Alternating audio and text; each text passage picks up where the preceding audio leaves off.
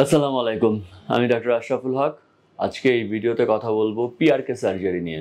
Smile, LASIK বা ফেমটোল্যাসিক নিয়ে কথা বলা হয়। পিআরকে নিয়েও একটু কথা বলতে চাই, কারণ এখন কিন্তু অনেক রোগী রয়েছেন যারা প্রফেশনাল কারণে চশমা ছাড়া তাদের থাকতেই হবে, কিন্তু দেখা যাচ্ছে যে তারা ল্যাসিক বা স্মাইল কোনোটা করার জন্যই উপযোগী না। তাহলে তাদের জন্য কি?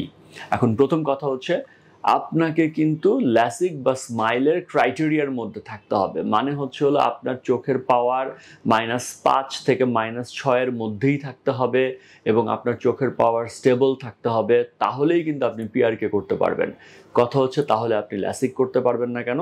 আপনার চোখের কর্নিয়ার পুরুত্ব কম, সেটা একটি কারণ যে আপনি ল্যাসিক করতে পারবেন না। তার মানে হচ্ছে হলো ল্যাসিক বা স্মাইলে আমরা যে প্রি অপারেটিভ প্রসিডিউরগুলো দেখি, পিআরকের ক্ষেত্রেও আমরা সেই প্রি অপারেটিভ প্রসিডিউরগুলোই দেখি। এবং কর্নিয়ার পুরুত্বের কারণে যেসব রোগীদের ল্যাসিক বা স্মাইল করা যাবে না, তাদের চোখের পাওয়ার যদি -5 বা -6 নিচে থাকে, তাহলে তাদের জন্য আরেকটি টার্ম হচ্ছে পিআরকে, ফটো রিফ্র্যাক্টিভ ক্যারাটেক্টমি।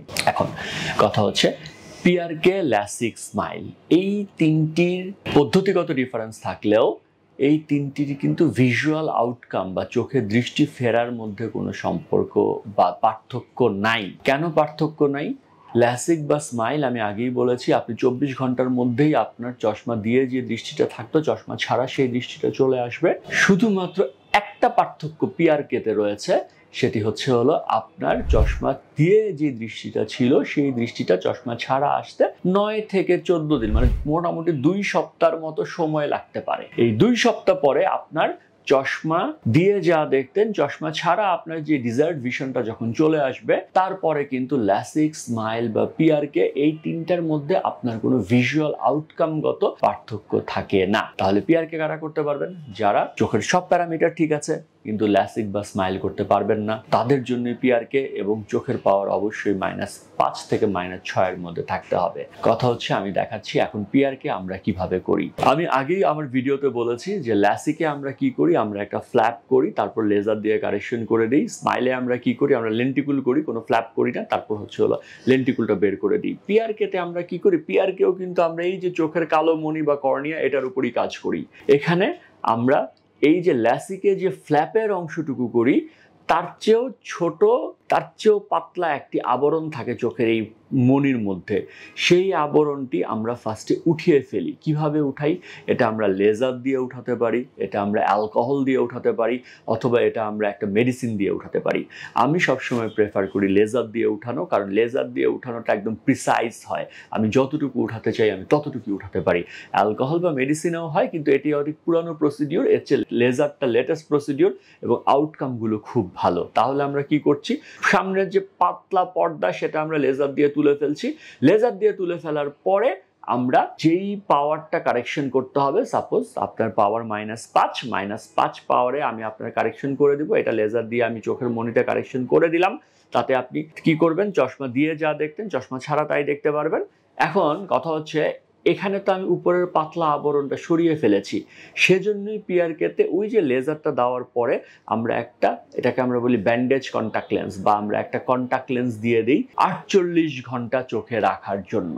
এটাই হচ্ছে হলো ল্যাসিক স্মাইলের মধ্যে পার্থক্য। ল্যাসিক স্মাইলে ইউজুয়ালি আমরা কোনো কন্টাক্ট লেন্স দেই না, কিন্তু পিআরকের সবগুলো পেশেন্টদেরকে আমরা 48 ঘন্টা একটা কন্টাক্ট লেন্স থাকে। এখন কথা হচ্ছে, এই 48 ঘন্টা যদি কন্টাক্ট লেন্স থাকে, আপনি কি 48 ঘন্টা চোখে দেখবেন না? কথাটা সেটা না।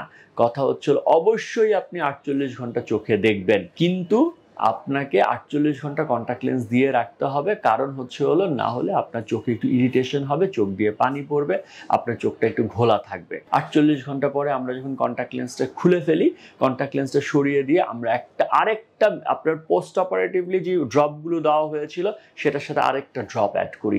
এই ড্রপ অ্যাড করার পরেই কিন্তু হচ্ছে হলো আপনি হাইয়েস্ট 2 সপ্তাহ পরে, আপনি পিআরকের 2 সপ্তাহ পরে আপনি হচ্ছে হলো চশমা দিয়ে যা দেখতেন চশমা ছাড়া তাই দেখতে পারবেন। এবং পোস্ট অপারেটিভলি পিআরকে এবং ল্যাসিক বা স্মাইলের অ্যাডভাইস সেম, শুধুমাত্র এই কন্টাক্ট লেন্সের যে কথাটা বললাম এটা ল্যাসিক বা স্মাইলে নাই, পিআরকেতে আছে। পিআরকে একটা সময় ছিল যখন আজকে থেকে 5 বছর বা 10 বছর আগে পিআরকে রোগীরা ব্যথার কমপ্লেইন করতো, পিআরকেতে বলতো যে চোখের মনিতে দাগ পড়ে। এই জিনিসটি কিন্তু এখন আমরা ওভারকাম করতে পেরেছি। আমরা একটা স্পেশাল মেডিসিন ইউজ করি, আমি সবসময় ইউজ করি, এটা একটা স্পেশাল মেডিসিন ইউজ করি যাতে একটা লং টার্ম স্টাডিও রয়েছে যে এটাতে কিন্তু আর কোনো ব্যথা হয় না, কোনো দাগ পড়ে না।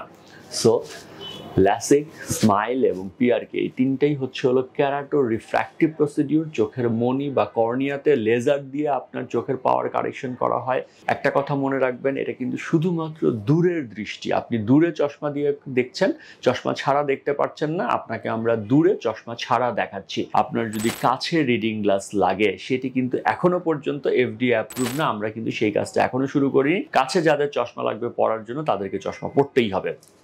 তো যেটি কথা বলছিলাম, এই পিআরকে, স্মাইল এবং ল্যাসিক এই তিনটি হলো ক্যারাটো রিফ্র্যাক্টিভ প্রসিডিউর। বাংলাদেশে নিয়মিত আমি করছি এবং আমি বলতে চাই যে ওয়ার্ল্ডের লেটেস্ট যে মেশিন, সেই মেশিন দিয়েই আমি করছি এবং রোগীরা আলহামদুলিল্লাহ ভালো আছেন। তবে আপনারা যারা সোশ্যাল মিডিয়াতে প্রশ্ন করেন যে আমার চোখের পাওয়ার অত, আমি কি করতে পারবো, এটি কিন্তু আপনাকে চোখ দেখে বলতে হবে। আপনার চোখ না দেখে আমি যদি আপনাকে বলে দিই যে আপনার চোখের পাওয়ার -5, আপনি ল্যাসিক করেন, বা আপনার চোখের পাওয়ার -3, আপনি স্মাইল করেন, এটি টোটালি একটা মিথ্যা কথা, একটা চাপা মারা। চোখ পরীক্ষা না করে কোনোভাবেই বলা যাবে না যে আপনার চোখের জন্য কোনটি উপযোগী। কথা পরিষ্কার। এবং সব চোখকে চশমা ছাড়া রাখা যায় না।